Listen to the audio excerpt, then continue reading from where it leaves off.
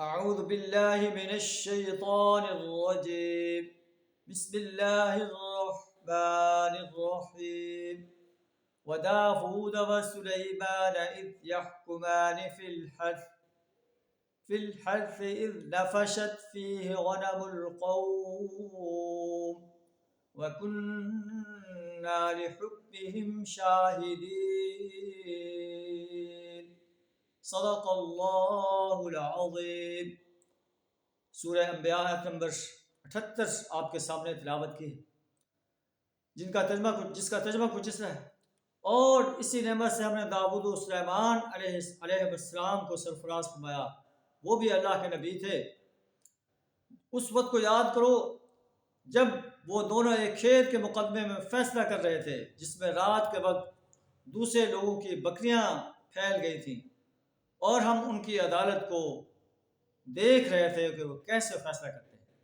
ہم نے سلیمان علیہ السلام کو صحیح فیصلہ سمجھایا، اور ہم نے ہر ایک کو حکم اور علم عطا کیا۔ داؤد علیہ السلام کے لیے ہم نے پہاڑوں کو مسخر کر دیا جو اس کے ساتھ تسبیح کرتے تھے، پرندوں کو مسخر کر دیا، وہ بھی اس کے ساتھ تسبیح کرتے تھے۔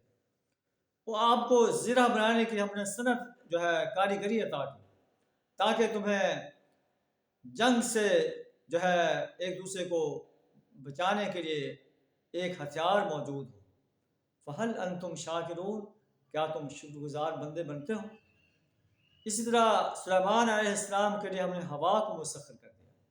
اللہ فرماتا ہے کہ یہ ہمارے نبی اتنے عظیم لوگ تھے، لیکن اس کے باوجود ہمارے سامنے جھکنے والے انسان تھے۔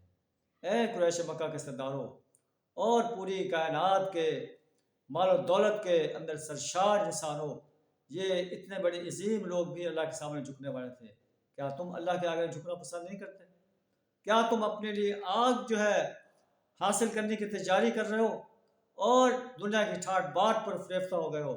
اللہ سے دعا ہے اللہ تعالیٰ ہمیں دنیا کے ٹھاٹ باٹ سے فریفتہ ہونے کی بجائے اس پر فریفتہ ہونے کی بجائے اللہ کا شکر گزار بندہ بننے کی توفیق عطا فرمائے۔